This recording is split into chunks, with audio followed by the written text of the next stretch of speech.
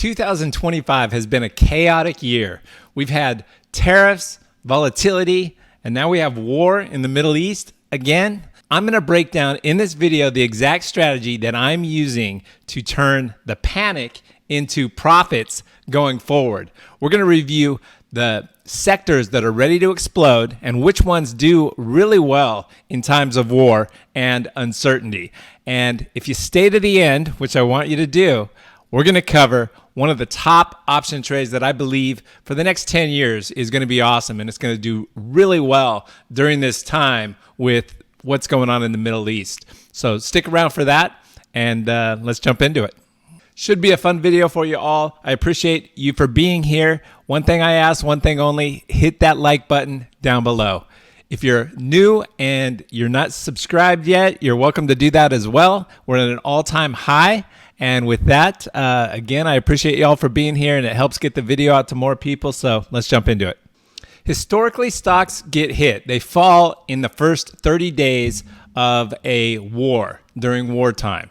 And then typically over the next 12 months, U.S. stocks tend to rebound and come back. So what is it best to do right now with this war going on in the Middle East and breaking out? Should we go all in on defense stocks, which tend to do well, and oil stocks with the oil situation in the Middle East happening right now?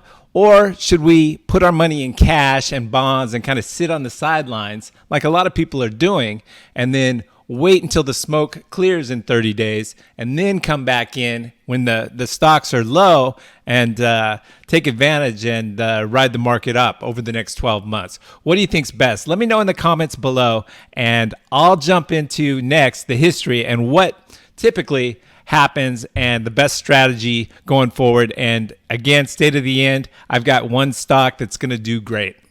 All right, let's discuss some of the different sectors that outperform during times of war.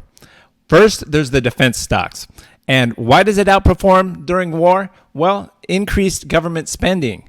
When we're at war, the government knows that they've got to back our military and provide the equipment that's needed. And even to our allies, like Israel right now, they're going to require more jets, more missiles, more aircraft.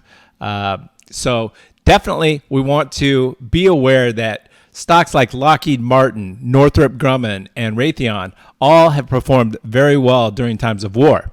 And energy stocks tend to perform well as well. The supply shocks that happen due to oil reserves and capabilities being blown up in Iran, and that can really affect the market and the oil and the output. So prices of oil go up and there's big spikes. So typically stocks like ExxonMobil, Chevron, and Shell tend to do well. Cybersecurity. We need more cybersecurity in the world. There's ongoing threats of hackers, and there's a surge in digital warfare, and there's a critical need for it now growing. CrowdStrike, Palo Alto, those are the leaders in cybersecurity. And then utility stocks. They're essential services, and we need stable utilities. So there's definitely demand going forward. So stocks like NextEra Energy and Duke Energy, Devon Energy, they all tend to do well during times of war. And healthcare, they're the stable companies. Stocks like J&J, Pfizer, Eli Lilly, they all do well. There's demand for medicines and medical technology.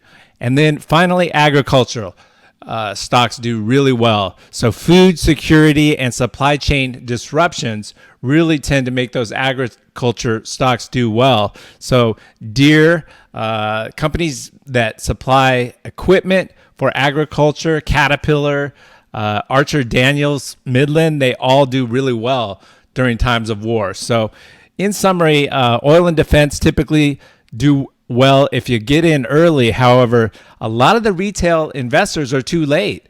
They spike early, and then over the next 12 months, sometimes they don't perform as well because they've got to get back to the norm after taking that big spike with everybody overreacting to the war. So often it's too late. And tech often sells out in the beginning, and then rebounds over the next 12 months. So tech is something that we're going to really want to look at going forward. So what do you think are the best stock option strategies during times of war? Well, hint, they're the same strategies during times when there's no war. We can buy the dip with long-term calls or leaps options. We can target beaten down tech or industrial leaders likely to rebound after the shock of the war. For example, we can buy leaps that are 12 to 24 months out. These are call options on major tech stocks that are, down, that have corrected 20 or 30%, and we're looking for stocks like the Mag 7, big tech, Apple, AMD, Amazon. So keep an eye out for those. And then poor man's covered calls. After we buy that leaps, we can sell a short-term call against it to reduce our cost basis. I always like to do that with leaps. I always want to sell the short-term call against it. So buy the leaps close to a year out and sell the short-term 30-day call option, 30 to 45 days.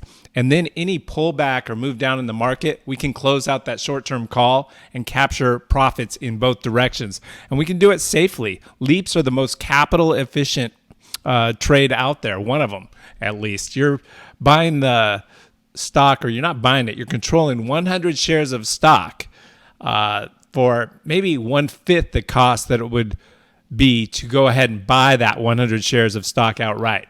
Another strategy that I like to use is defensive put spreads.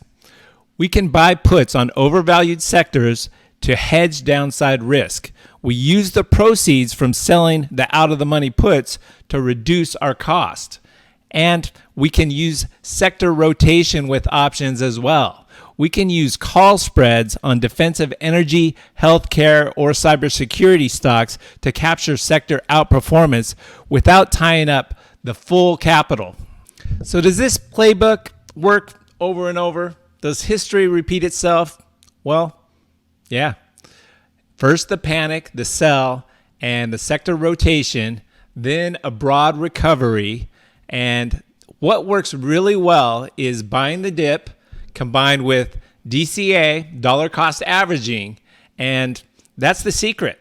That's what we've got to do and keep our heads during this time. And hopefully the war gets settled and there's peace in the Middle East. But until that happens, we've got to just follow our process and not try to predict, because the timing's difficult. But what we can do, what we can control, is following that process, and that'll lead us to be successful. So let's jump into the trade that I mentioned, and this one's going to do well for the next 10 years, and it's ideal right now. AIP is Palantir's enterprise operating system for LLMs, or large language models. And what it does, it improves the process for quick decision making and prevents issues in the field. The Maven Smart system will equip NATO warfighters with cutting-edge AI technology.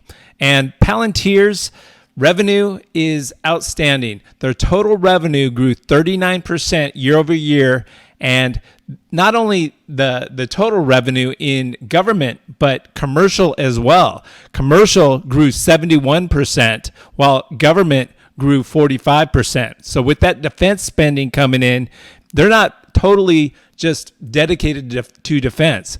These large language models and their AIP operating system is going to benefit commercial companies as well, so enterprise. And they are cash rich with no debt. They have $5.4 billion in cash sitting on the sidelines. All right, guys, this is the Tasty Trade option trading platform. There's a link down below. This is one of my favorites.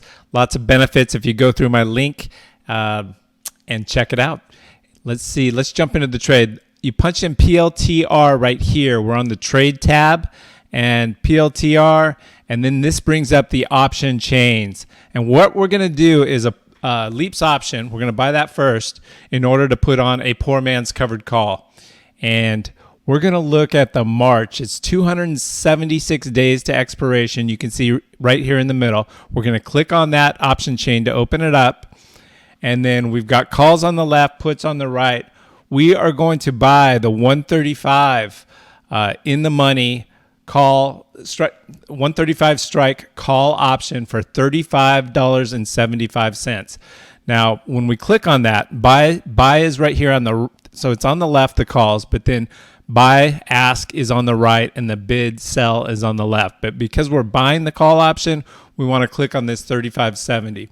And then we can go down here and we'll get filled at the mid price, the 35.45. Now, $35.45 is one option contract. One option contract controls 100 shares of stock. So as you can see, our amount that we're using to buy this is $3,545. That's also our max loss.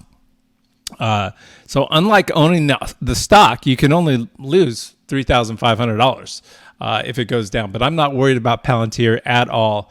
And to control 100 shares of stock for $3,545 is great, because to buy Palantir stock 100 shares at $139.41 is $13,940. So it's less than 1/4 the price to control the same 100 shares of stock.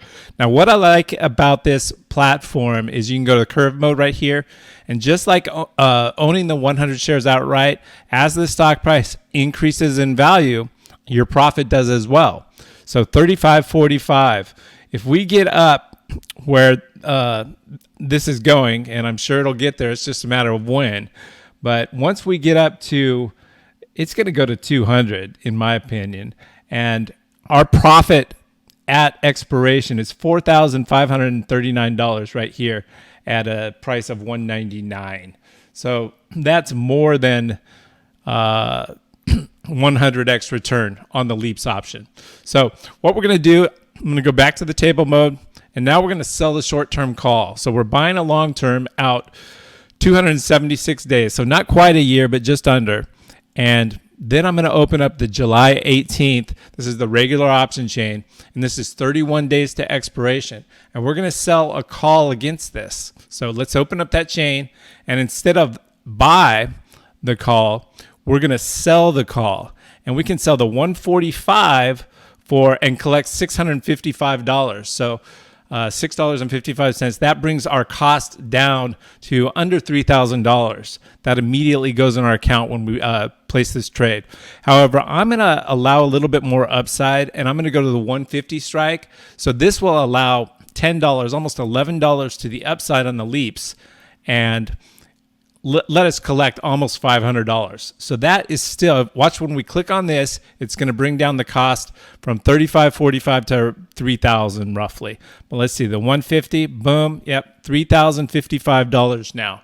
Now we can do the same thing with the short call every month and collect $500 a month, so we can profit in both directions. So 500 times 6 months,